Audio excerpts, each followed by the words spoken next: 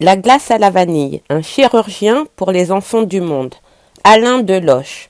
Aminata et sa glace à la vanille. Bamako, Mali, 2005. Une petite maison au toit de tôle à Hamdalaï, sur les hauteurs de Bamako au Mali. À l'intérieur, dans la seule pièce de la maison, vivaient la grand-mère, la mère et les 3 enfants. Le père s'était quant à lui volatilisé à la naissance du petit dernier. Survivre dans ces conditions, c'était chercher chaque jour un petit travail. La récolte du mil ou la vente de quelques légumes sur le marché, ou s'en remettre à la générosité de l'entourage.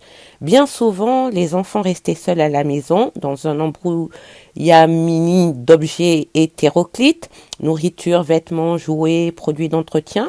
Il fallait se serrer dans la petite pièce, tout à la fois chambre à coucher et salle de bain et cuisine. Alors évidemment, les ustensiles et les produits s'entassaient, se mélangeaient. Un jour, alors qu'il faisait une chaleur accablante, Aminata eut terriblement soif. La petite fille de 6 ans se saisit donc d'une canette qui traînait par là et but vite, à grande gorgée. La douleur atroce laboura sa gorge, descendit encore comme un feu dévorant et déchirant. Sidérée, prostrée, Aminata ne pouvait même pas crier. Elle venait d'avaler de l'eau de javel destinée aux travaux ménagers. Le drame s'était noué en seulement quelques secondes. La mère rentra peu après à la maison. Affolée, désemparée, elle transporta sa fille aux urgences de l'hôpital Gabriel Touré, tentant de se frayer un chemin au milieu de cette masse humaine en attente d'un médecin.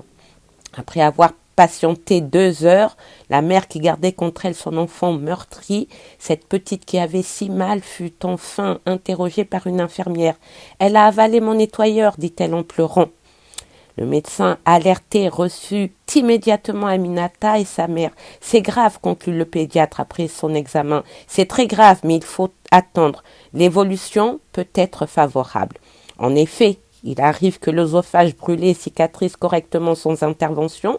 Dans l'espoir de cette amélioration, le médecin fit une ordonnance. Pansement gastrique, anti-inflammatoire, et recommanda l'ingestion régulière de produits lactés aux vertus apaisantes.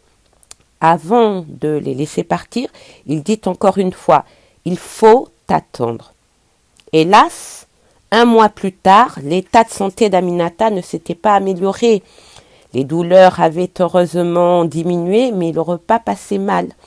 Elle régurgitait systématiquement les morceaux de poulet ou de pain qu'elle tentait vainement d'avaler. En fait, l'œsophage cicatrisait bien, mais il se rétrécissait. Il s'obstruait lentement sur toute sa longueur. Bientôt, Aminata ne put plus ingurgiter que du liquide, et encore, avec difficulté. Une sorte maléfique avait-il été jeté sur la petite fille ? Inquiète, la maman se rendit chez le marabout. Ce dernier prononça des mots incompréhensibles, puis il annonça avec autorité « Le mal est en elle, le mal va sortir ». Un fétiche en forme de corne de gazelle et des plantes en décoction devait permettre à l'enfant de guérir. Mais quelques semaines plus tard, la situation de l'enfant empira. Direction cette fois le centre hospitalier mère-enfant, le Luxembourg, où le chirurgien se résolut à placer une sonde. Il demanda à la mère d'aller chercher sur le marché des produits anesthésiques, des antibiotiques ou encore du fil de suture. « Ce n'est pas trop cher, dit-il, pour la rassurer. » Le chirurgien plaça sous anesthésie générale une grosse sonde dans l'estomac d'Aminata. Désormais, l'enfant n'était nourri que par des bouillies injectées chaque jour dans cette sonde, plantée dans sa chair. Aminata ne pouvait plus aller à l'école, ne pouvait plus mener une vie normale. Elle voulait manger, mais ne le pouvait pas. De plus, elle bavait continuellement, sa salive s'accumulant dans la bouche. L'enfant sombra dans le mutisme, elle pleurait souvent et restait des journées entières, immobile, les yeux dans le vague. Si rien n'était fait, elle passerait toute son existence comme cela. 3 mois plus tard, je me trouvais dans cet hôpital mère-enfant. J'avais pour mission d'ausculter des petits cardiaques pour lesquels mon ami Mamadou Diarra, professeur en pédiatrie, sollicitait mon avis. En fin de consultation, il me demanda de jeter un œil au dossier d'Aminata. Je vis alors arriver une petite fille au regard triste, une sonde fixée sur la peau de l'abdomen avec un sparadrap. La solution était pour moi évidente.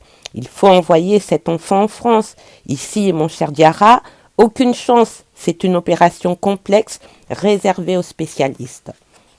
Aminata ne pleura pas, n'émit pas la moindre plainte. Elle me regarda bien en face, les yeux dans les yeux, et pour la première fois depuis des mois, sortit de son silence en chuchotant.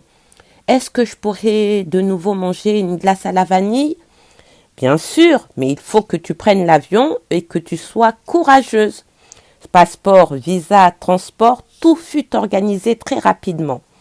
À l'aéroport de Roissy, les parents d'accueil, Pierre et Marie, qui devaient prendre en charge Aminata le temps de son séjour parisien, attendaient. Le lendemain matin, première visite à l'hôpital Necker, où le professeur Yann Révillon s'apprêtait à retirer l'œsophage et à le remplacer par un fragment du côlon gauche, c'est-à-dire la dernière partie de l'intestin.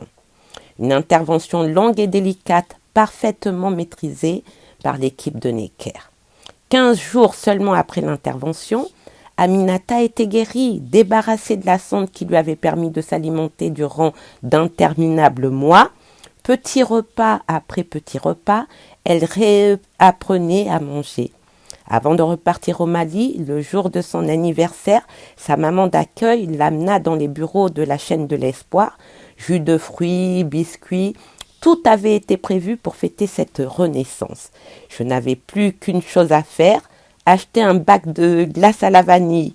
Aminata ne dit rien, mais jamais cadeau ne fut accueilli avec un aussi beau sourire. Au moment de recevoir sa généreuse portion de glace, elle me regarda. Nous étions les seuls à pouvoir comprendre l'importance de cette boule de glace à la vanille.